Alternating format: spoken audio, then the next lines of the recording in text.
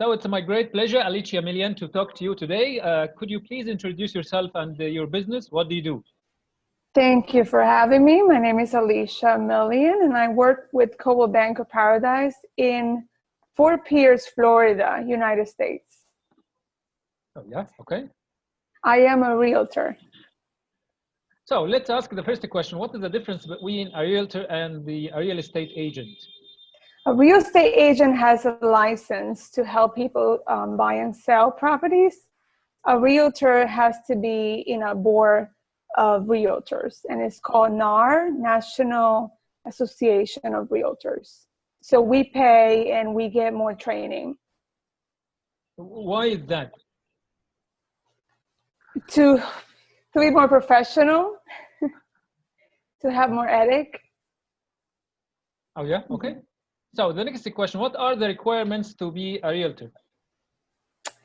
You have to take education for 63 hours, and you have to pass an exam, and you have to submit your fingerprints to the business and professional regulation, and you have to complete an application for license and pay those fees. And you have to pass the state license, which is called the real estate salesperson exam. Oh, yeah, okay. Fine. I'm trying to understand how this business A works. a lot of information. Yeah. So my main question is, like, you have all of these kinds of requirements and you pay money. Like, what is this for? Where does this take us? Well, what we do is that we help people buy and sell properties. And actually we do rentals also. So we find homes for people or investments or vacation houses and things like that. Mm-hmm. Yeah, okay. Mm-hmm. So the next question, what are the 17 articles? I don't know them in my head, but I can read them to you. Yeah, like give me a brief. What are they? Technically, they are to protect the client. Mm-hmm. We have to be professional, but I'll read them to you. I have them here. Yeah, sure. Yeah. So it starts with, put the interests of buyers and sellers ahead of their own and treat all parties honestly. That's the first one. Mm-hmm. Refrain from exaggerating, misrepresenting, and concealing material facts about a property. Cooperate, disclose if they represent family members who own or are about to buy real estate. Avoid providing professional service in a transaction where the agent has a present or contemplated interest. Do not collect any commissions without the seller's knowledge, and refuse fees from one party without all parties' informed consent. Do not commingle clients' funds, and attempt to ensure all written documents are easy to understand, and give everyone a copy of everything they sign. The last one, I think it's the last one, right? Do not discriminate in any fashion or any reason on the basis of race, color, religion, sex, handicap, familiar status, sexual orientation, gender, or national origin. Mm-hmm. I have more. Actually, it's a lot more. Yeah, that's Be competent, engage in true advertisement and marketing. Do not practice law unless the agent is a lawyer.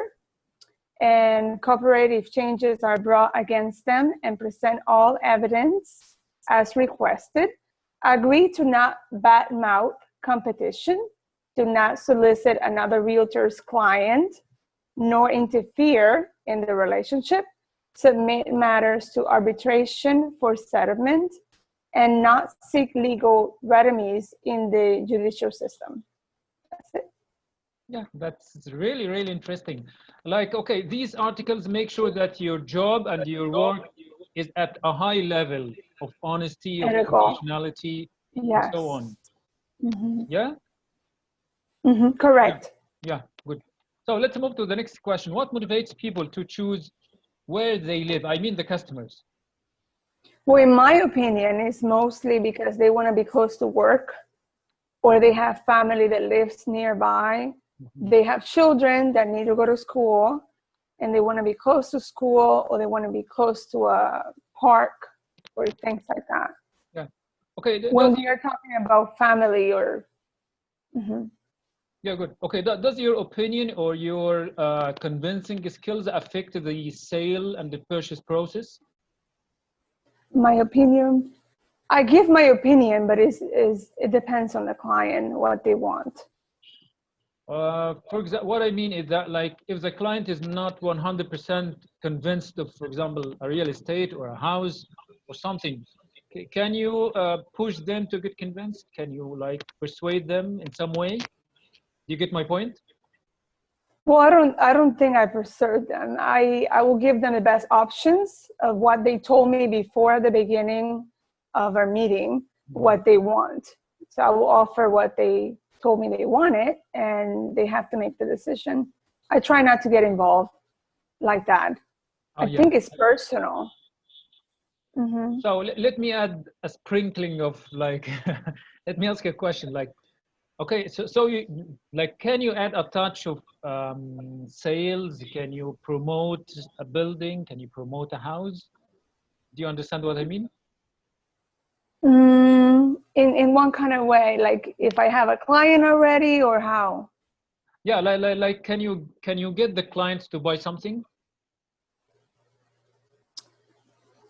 I could show them the property and see if they're interested, but it's at the end of the day is their decision if they like it or not. Perfect. So the next question: why do customers value honesty and integrity of the realtor? I think that should be our middle name, honestly. We have to be very honest, and we have to build that trust.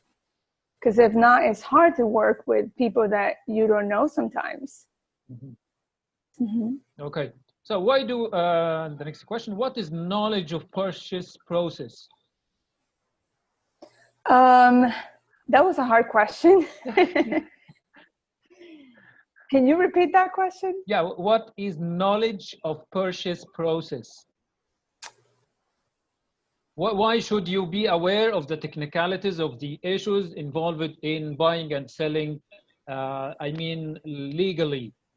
To provide the right information to the client or the customer, I need to have the knowledge. Yeah, okay. Like, what happens if you provide, like, not perfect information? I could get in trouble with the board of realtors. Oh yeah, like what happened? They could fine me, or I could lose my license for a few years, or they could throw me out from the board. Like, how much does your license cost annually? Annually? Yeah. You pay at the beginning, and then you have to renew it every 2 years. So how much does it cost every 2 years? Well, I haven't renewed mine yet because I'm a new agent. Okay. But I think it's cost $300 or something like that. Okay. Good. Okay. So what is responsiveness? To be quick and to move things fast. I did wrote that down somewhere. To react quickly.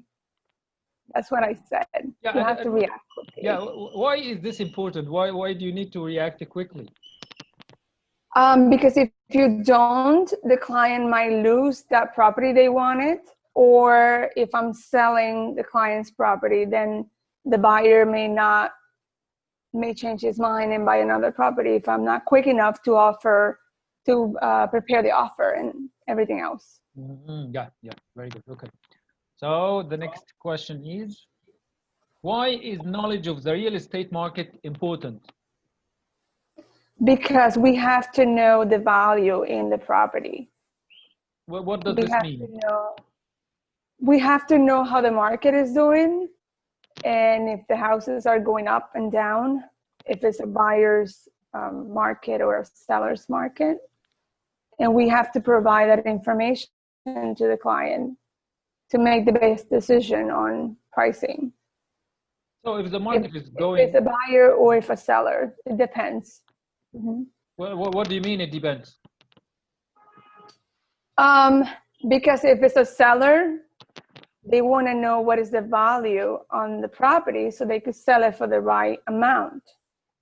But usually the sellers will ask for a little more than the market value. But we have to be honest and we have to tell them exactly what the right price is.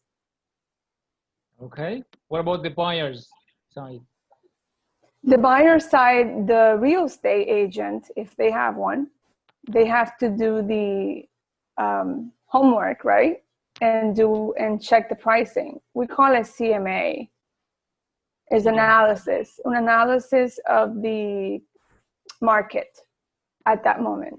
Because it changes. Like it could go up or it could go down in a few months. Mm-hmm. How does this affect your work in the market?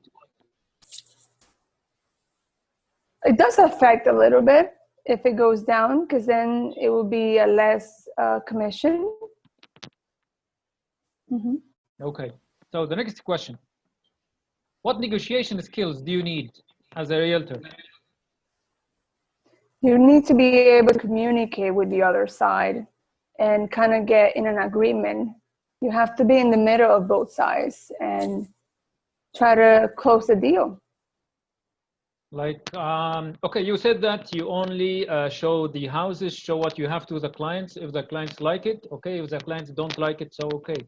So like, I don't see like there are important negotiation skills going on in the process. Do you understand my point? Well, we have to communicate with the other side because we are the middle person. So we are the ones that give the offers and, provide the paperwork, the offers. And then the other person would say, no, we want more. And then I have to go back and forth between both parties. Okay. What kind of passion should you have to be a realtor? I think you have to have a passion to work with people. You have to like people and learn from them. Amazing. So do you like people? I do. Why? I'm very social. Some people are not easy to deal with. I'm going to be honest, but I love meeting new people because you get to know different perspectives. We all have different minds. Okay. So this leads to another question. What did you learn from people? In my business, we learn what people like. What do you mean?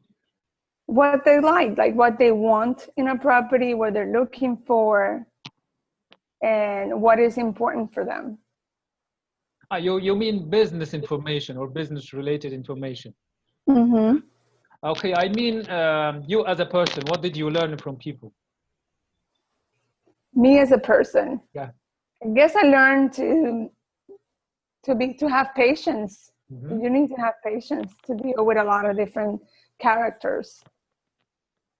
Is this something easy or difficult to learn? I don't think it's difficult, but for some people, maybe a little difficult. Yeah. For me, it wasn't that difficult. Oh, yeah, okay. So the next question, are you persistent in your work, in your job? We have to be. Yeah, we have to be persistent. And then Wait a minute, please. What is the meaning of persistent in the light of your work? I have to approach people by email, by phone, in person, and I have to be persistent until they say no. Honestly, we have to be persistent until they say no, and then we have to stop. Oh, yeah, okay. Like, how do you feel if you approach the person or let's say the customer more than one time? How do I feel? Yeah, like, how do you manage it psychologically? Like, Okay, I'm sending you think about messages it. and messages and messages, and I'm calling you on the phone, and I'm sending you something, a letter. Like, how do you plan this process? I view it like I'm trying to make a friend. I view it like that. I don't know if some people view it the same. I try to make a friend, and I could talk about other things. You know, it's not only about business. I could talk about other things. And then, but if they need me, of course, I will provide my services. Mm-hmm. Okay, perfect. So this leads me to an important question. Okay. Okay, if you are looking, if you are talking to, let's say, an audience of customers now, like, if what do you want to tell people when they come to the realtor? What do you want them to expect when they come to you? What do you want to change in their minds when they come to approach you? I think, like I said at the beginning, we have to kind of show them that we are trustworthy, that they could rely on us, that we will provide more services and more information to them than their friend that don't have any experience or license or training. Okay, if a customer refuses your services, do you get hurt? No. How do you? I guess it's business. I mean, I could try to be her friend or his friend, but it's just business. So Yeah. I don't get involved between, you know, business and my feelings, Okay. because I will get my feelings hurt probably a lot. So there is a limit between your person and your business person. I guess when this career is tough because you have to show a little bit of personal stuff also, like your life, your personal stuff, your family, because they will ask you, like, you have kids and your husband and this, and you have to be honest. You can't lie. You have to tell them what is your life like, you know. So there's a lot of personal involved in my business. What if I don't want to? No, I'm not gonna tell them unless they ask me. No.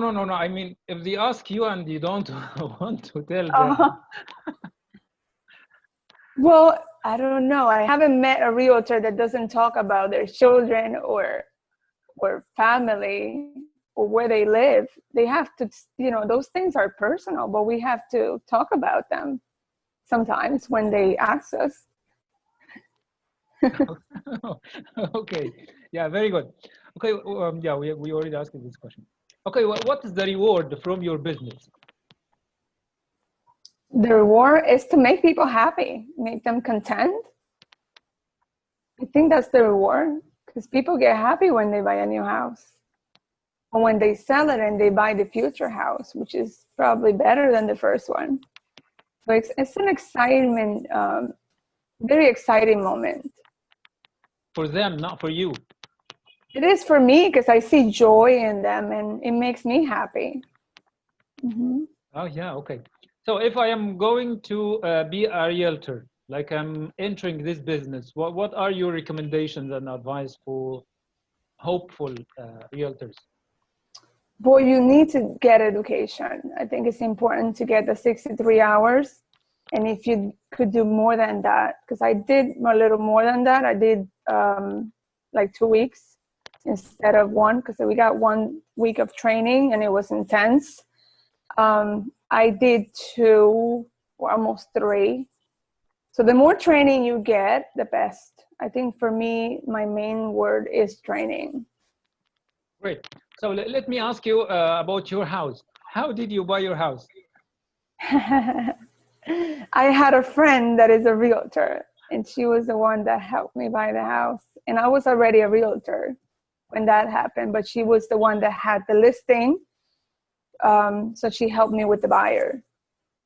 Why did you get convinced with this house? Because I was looking for a certain price, and I wanted to have the house with 3 bedrooms and 2 bathrooms, and you have things that you want in the house. Mm-hmm. So well, why did you leave your old house? Why did I leave the old house? Because I wanted something bigger, something a little better for my children. I think we always want to achieve, you know, a little more than for our children, usually. Yeah, I'm just looking at it from the point of view of a customer. The customer. Well, they usually want more. Usually people want a bigger house. Okay, that's been a great pleasure talking to you today. It's has been really fantastic, more than my expectations. Thank you. Thank you so much. Really, Nice I'm talking really to you. obliged and privileged to have talked to you today. Thank you so much. Thank you. Thank you. I'm ready. Okay, so the first question I have for you is,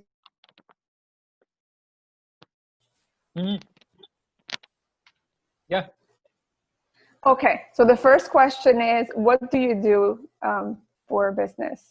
Yeah, I am a teacher of English language. Like I teach every branch of the English language, and I teach the different stages and different ages, like primary school, preparatory school, or let's say beginners, middle, and high school, and I teach university and the adults. I teach the different branches like general English, exam English, IELTS, and now I am expanding my list like PTE, Duolingo, and other tests. Do you speak other languages? Yeah, mainly I speak English. That's my second language, and I speak a little French. I can say hello in Spanish, and I can say like my name is something in German. So what is your first language? Arabic. Okay, okay. Nice. And how long have you been doing this? You mean teaching English for more than? Teaching English? Yeah, for more than 13 years. Oh, wow. Yeah, since 2008. Okay. And what started your passion?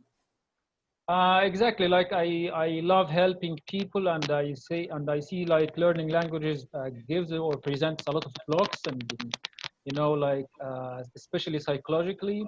And the exam English is much harder, especially IELTS and TOEFL and these exams, because they require a very high level of language proficiency, and people cannot get help with these things very easily. So I decided to start helping people for free.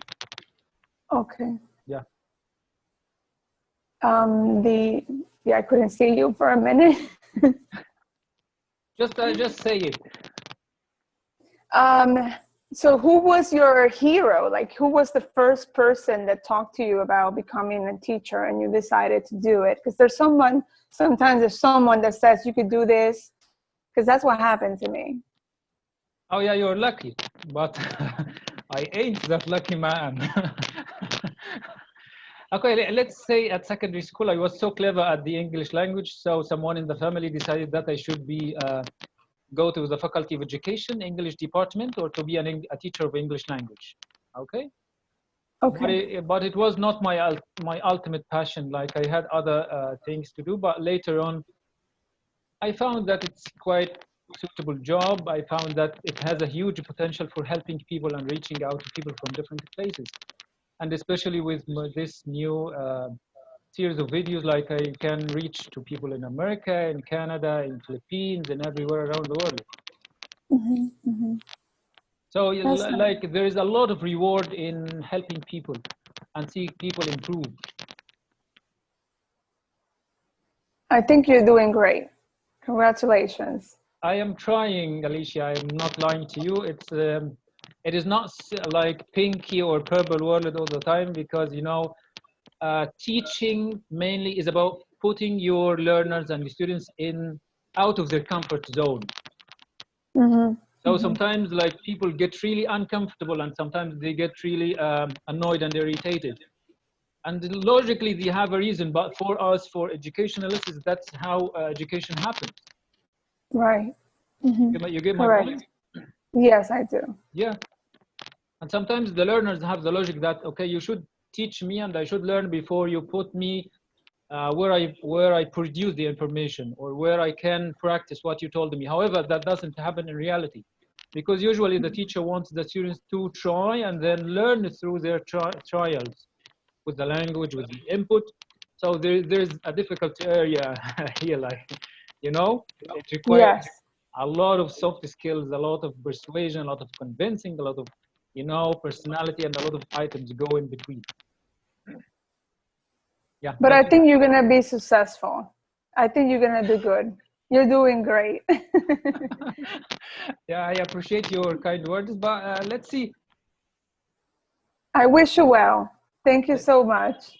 Yeah, I appreciate your help more than ever. Thank you. Thank you. Okay. Have a great day. You too. Thank you.